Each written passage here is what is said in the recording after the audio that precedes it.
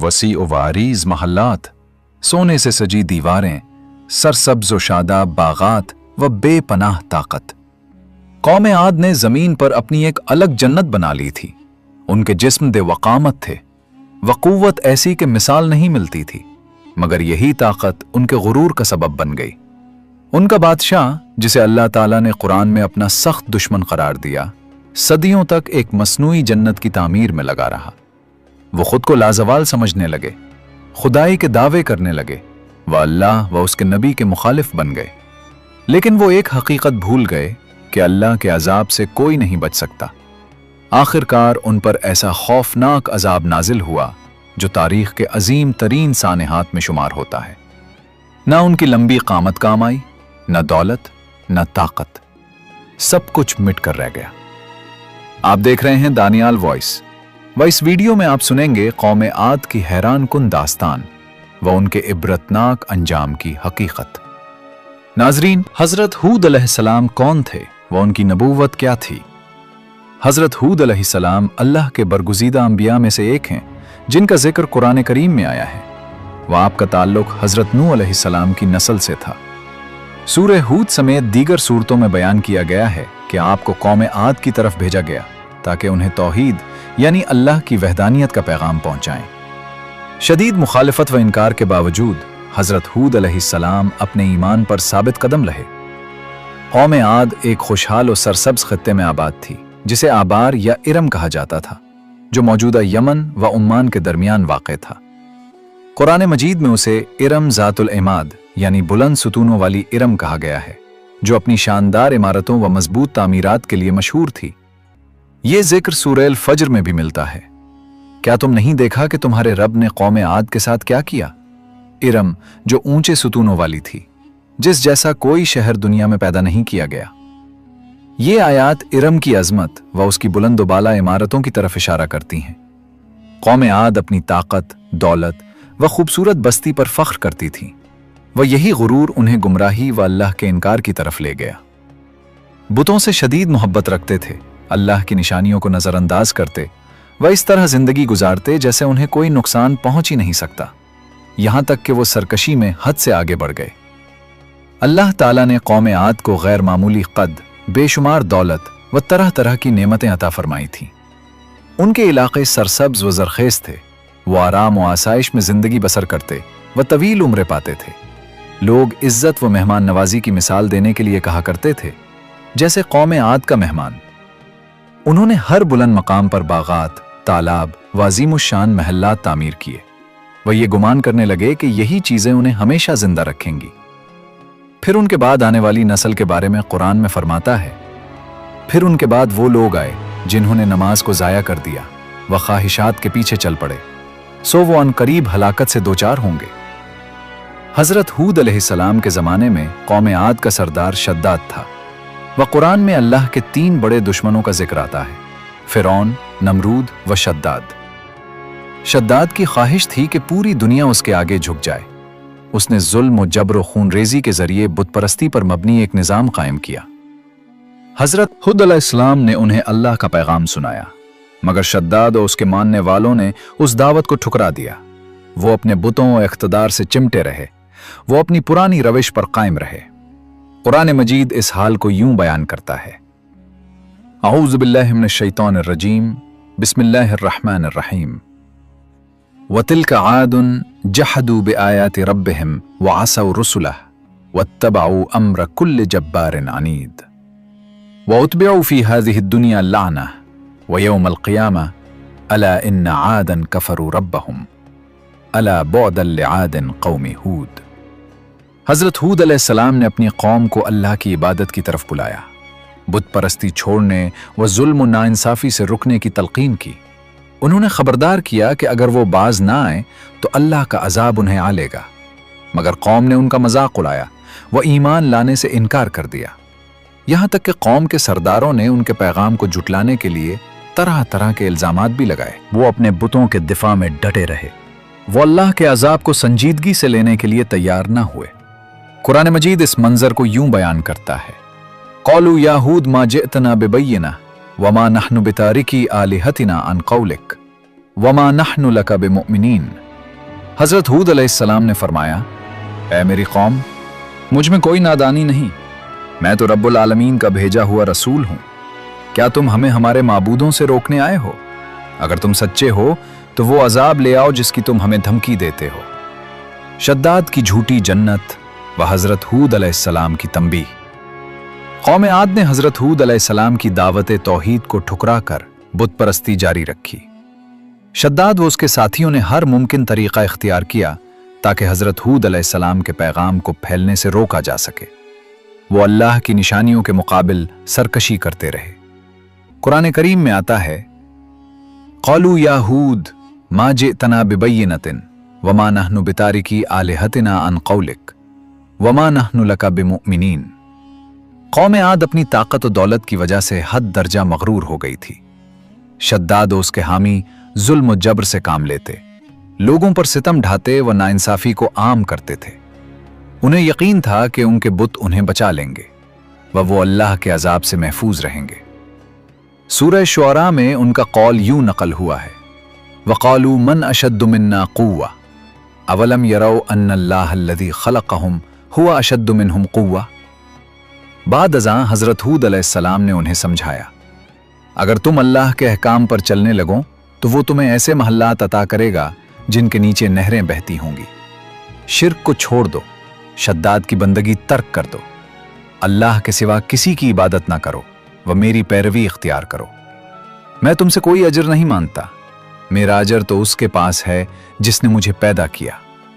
जब शद्दाद ने यह बात सुनी तो उसने हुक्म दिया, उस शख्स हूद को मेरे सामने पेश करो जो नबूवत का दावा कर रहा है। फिर उसने हजरत हूद अलैहिस्सलाम से कहा, जब मैं खुद को माबूद समझता हूं व मैंने नहीं तुम्हें यह मनसब दिया तो तुम कैसे नबी होने का दावा करते हो? हजरत हूद अलैहिस्सलाम ने उसे अल्लाह के बारे में बताया तो शद्दाद ने जवाब दिया, मैं लोगों को बेहतर जिंदगी देने का वादा करूं, तुम्हारा रब क्या वादा करता है? हजरत हूद अलैहिस्सलाम ने फरमाया, वो ऐसे महल्लात का वादा करता है जिनके नीचे नहरें जारी होंगी, हमेशा रहने वाले बागात, हुसीन साथी, जमुर्रद, सोना, तख्त व ऐसे लिबास जो कोई दर्जी तैयार नहीं कर सकता। वो ऐसे जगह का वादा करता है जहां न बीमारी होगी, न बुढ़ापा, न गम, न नींद व न मौत।